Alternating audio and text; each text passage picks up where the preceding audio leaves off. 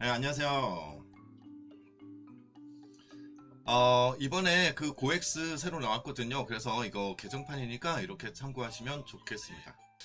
그 다음에 우리가 그 오프라인에서도 뭐 제가 아니면 인강에서 말씀드렸지만, 근현대사 파트가 우리가 조금 빨리 나가요. 그래서 그때 못 다뤘던 부분들 해가지고 약간의 보강 형식으로 이렇게 라이브 계속 진행해 보도록 하겠습니다. 아마 저번에 제가 라이브 했을 때보다는 훨씬 낫지 않을까 싶어요.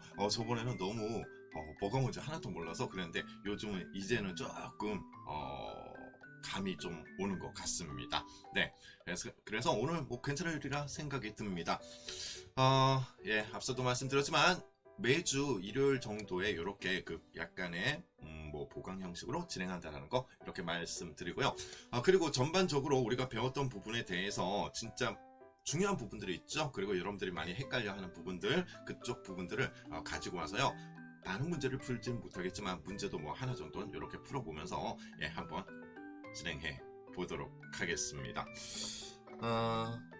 그렇구나. 고엑스 그쵸. 10월 6일에 지금 인쇄돼서 입고는 됐는데 아마 이제 그것 때문에 안 될 거예요. 그 뭡니까 월요일 날이 쉬는 날이잖아요. 우리는 공부를 하지만 네, 그래서 안 될 겁니다. 자 그러면 바로 가 보도록 할게요. 자, 오늘은 총 4가지 정도, 4가지 정도의 조약을 가지고 우리가 한번 살펴보도록 하겠습니다. 아마 괜찮지 않을까 싶습니다. 제가 어제 이 자료를요, 거의 한 3시간, 4시간 걸쳐서 이렇게 만들었어요. 예, 그래서, 저번보다는 훨씬 나을 거예요. 한번 보시면 좋겠습니다. 자, 여러분들, 우리가 이제 강화도 조약을 얘기하는 데 있어서 이거는 우리나라 최초의 근대적 불평등 조약이라고 제가 말씀드렸잖아요. 일단 연도가 중요합니다. 연도는 몇 년? 1876년 꼭 중요하고요. 그럼 먼저 우리가 봐야 되는 건 배경적인 상황이겠죠. 그럼 뭐가 배경이었는가? 운요호 사건이 배경이었다라는 것. 운요호 사건 보세요. 1875년입니다. 1875년 운요호 사건의 결과 강화도 조약이 이렇게 체결이 된다. 자, 여러분들 저 지도 보이십니까? 이 지도 보이시죠? 네. 이거는 아마 제가 평생 쓸 지도인데 하나하나 애니메이션을 딴 거예요. 자, 그러면 우리가 이제 강화도 조약에 대해서 이렇게 좀 살펴보기 전에 운요 사건은 어떤 식으로 일어난 일인가라는 것인데요. 네, 일본에서 배 한 척이 나오죠. 이 배 이름은 운요호가 되겠습니다. 요 운요호가 우리나라 남해와 서해안에 뭘 위해서 출항을 했다. 해안 측량을 위해서 출발을 한 거죠. 자, 그러면서 이렇게 쭉 출발을 합니다. 서남해를 훑으면서 어디로 쏙 들어간다? 강화도로 쏙 들어간 거예요. 그래서 이 강화도에서 격전이 펼쳐지게 됩니다. 그런데 우리가 졌잖아요. 근데 뭐든지 그렇습니다. 시비 걸고 조약 체결이에요. 뭐든지 시비 걸고 조약 체결. 일본의 입장에서 우리나라를 개항시키고 싶은데 시비를 걸었다라는 거죠. 그게 뭐? 운요 사건. 그러면서 그 결과, 저 운요 사건의 결과, 이렇게 강화도 조약이 체결이 된다. 여러분들, 요 강화도 조약과 관련된 요 그림 보이죠? 이건 되게 유명한 그림이에요. 그러면 그림 보면서 제가 살짝만 설명해 드리도록 하겠습니다. 이거 장소는 어디냐? 강화도에 있는요. 연무당이에요. 연무당. 무예를 연마하는 장소. 거기에서 저쪽 왼쪽이 화면상 왼쪽이 일본 애들이고 오른쪽이 우리나라잖아요. 일본의 구로다. 그 다음에 우리나라에는 일종의 외교부 장관이었던 신헌. 그래서 구로다와 신헌이 강화도 연무당에서 우리나라 최초의 불평등 조약인 강화도 조약이 체결이 된다라는 것. 자, 이해 쉽죠? 그러면 우리가 여기서 멈출 게 아니라 봐봐야 되겠죠. 강화도 조약의 조문을 약간 볼 필요성이 있습니다. 그래서 한번 봐볼게요. 강화도 조약의 조문. 좀 추린 거예요. 중요한 것만 추렸습니다. 자, 봐보겠습니다. 자, 이거를 보면요. 1조 보이시죠? 조선은 자주의 나라로 일본과 평등한 권리를 가진다라고 되어 있는데 우리는 알고 보면 병자호란 이후에 청해 사대를 하는 국가란 말이에요. 그래서 너희들은 독립국이다. 청과는 관계없다. 이거를 강조하기 위함이다. 라는 것. 그 다음에 2조에서 보이십니까? 양국은 15개월 뒤에 수시로 사신을 파견하여 교제 사무를 협의한다. 자, 여러분들 뭐겠습니까?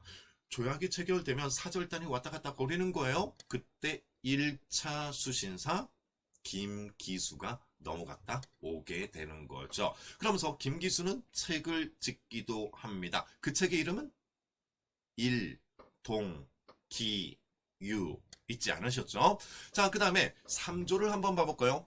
조선은 부산 외 두 항구를 20개월 이내에 개항하여 통상을 해야 된다. 그래서 어떻게 열리냐면 이렇게 부산, 원산, 인천 이런 순으로 열리게 된다라는 거죠. 애니메이션이 약간 꼬였죠. 자, 일단 3조를 먼저 봐보세요. 조선 외, 그러니까 부산 외 두 항구를 개항한다라는 것. 자, 여러분들 부산 보이시죠? 부산은요. 경제적인 이점 때문에 이미 열린 장소였고요. 그 다음에 부산 북쪽의 원산 보이십니까? 저 원산은요. 군사적인 목적이 있었다라는 것. 그럼 이 군사적인 목적은 누구를 견제하기 위함이다?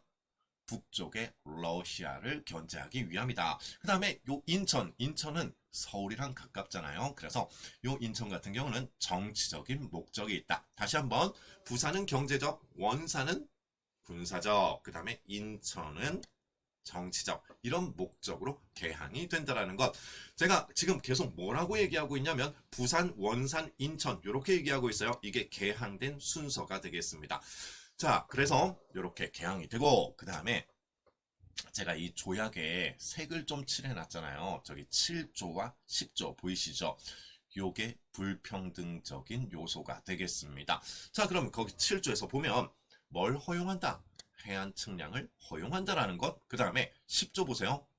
개항장에서 일어난 양국인 사이의 범죄 사건은 속인주의에 입각해서 자국의 법에 의해서 처리한다.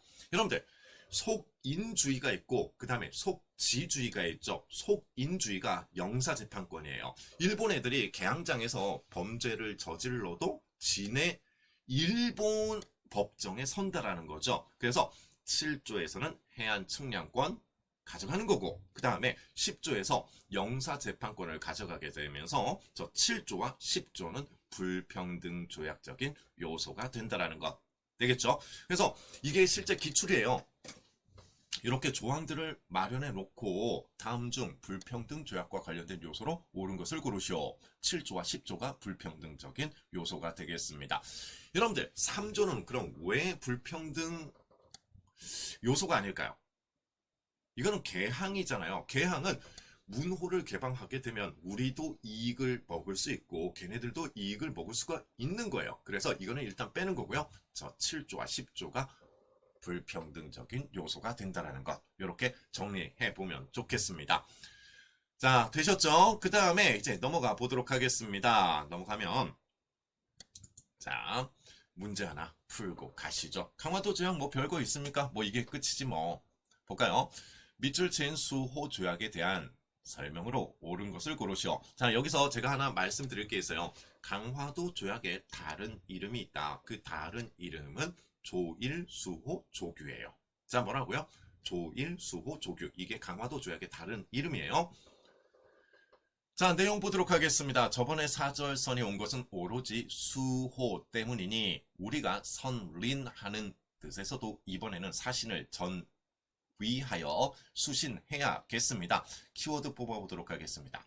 사신의 호칭은 수신사라 하고 김기수를 특별히 차출하고 따라가는 인원은 이를 아는 자로 적당히 가려서 보내십시오.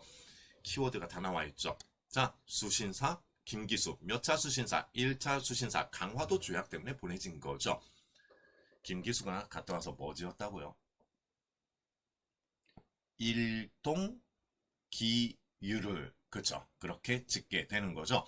이는 수호 조약을 체결한 뒤에 처음 있는 일이나 이번에는 특별히 당상관을 시켜.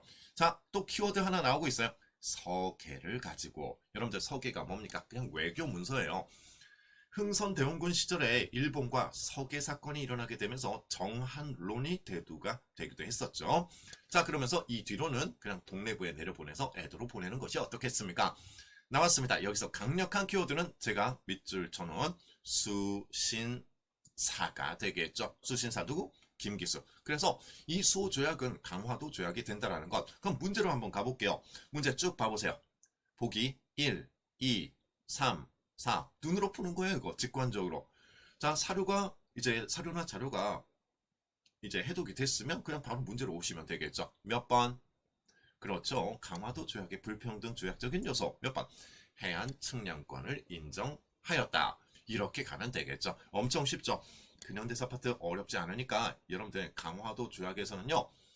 절대로 틀리면 안 돼요. 아시겠죠? 이게 전부예요. 강화도 조약에서는. 그래서 강화도 조약은 이제 우리가 마스터를 했다라는 것. 절대 틀리지 않을 거라는 것. 이렇게 보시면 좋겠습니다. 자, 그렇게 해서 이제 강화도 조약은 조금 마무리 짓도록 하겠습니다. 뭐 강화도 조약에 대한 질문 없겠죠? 없을 것 같고요. 자, 그러면 강화도 조약은 이렇게 마무리를 짓고요.